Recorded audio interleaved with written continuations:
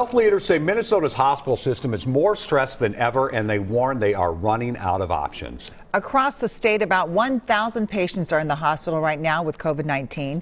The vast majority of them are unvaccinated. The largely preventable disease is straining our healthcare system in two ways. There are not enough beds and not enough workers. To combat the crisis, DFL Governor Tim Walz will enlist the Minnesota National Guard. 75 members will help staff long-term care facilities and run new rapid testing sites.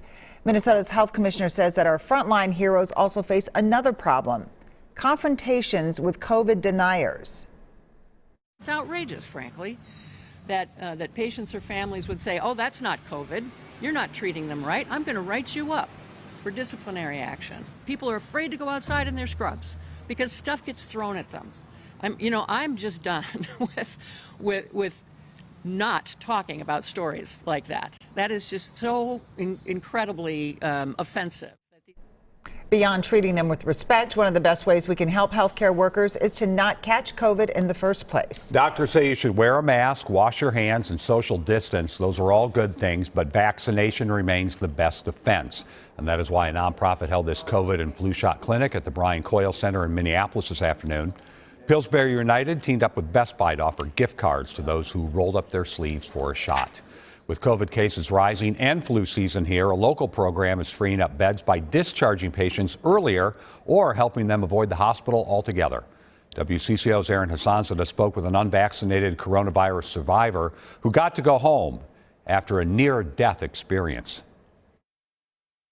Jeff Kusling took this picture in the ICU, thinking it may be the last photo of him alive after this news from his doctor. Came in and held my hand and he said, "I'm not going to sugarcoat this. We can't do any more for you. You're down to 80 on your SATs.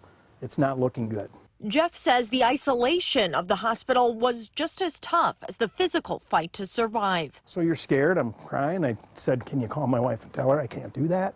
But things turned around, and after 15 days, Jeff went home. Community paramedic Jacob Capistran took it from there. With Jeff's case, he was so happy to be home. He was on oxygen when he was home.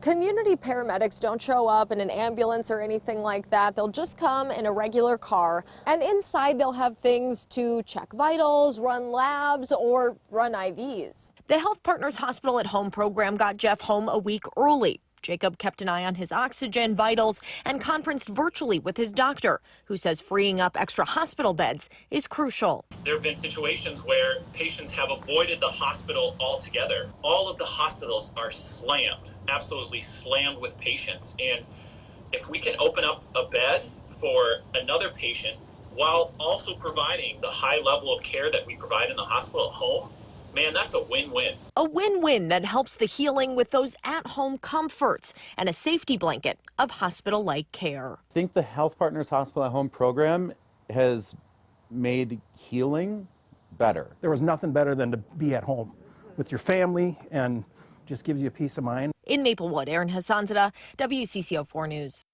The program right now is for patients discharged from certain Health Partners hospitals. There are, of course, certain criteria and qualifications, but doctors tell us patients with heart issues, COVID-19, and simple infections have done well with it.